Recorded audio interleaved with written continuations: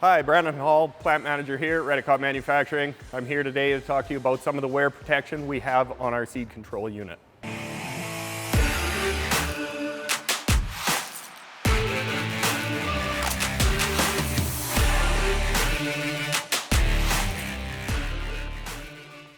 The seed control unit utilizes a proprietary tungsten carbide blend to protect both the stators and the rotors.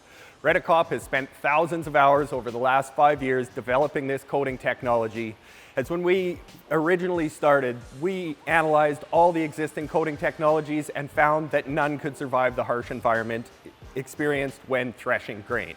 We have developed an in-house lab that allows us to test accelerated conditions experienced in the field in our lab. This allows us to test in minutes rather than seasons and allows us to put a better coating out faster to the farmer, allowing for better wear protection on your seed control unit.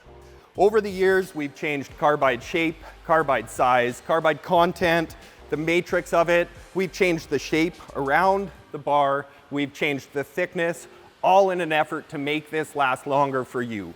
We have coated both sides of our rotor bars so that when one side is worn for the season, you can switch it to the other side, and this allows you a 2-year full guarantee on your millwear.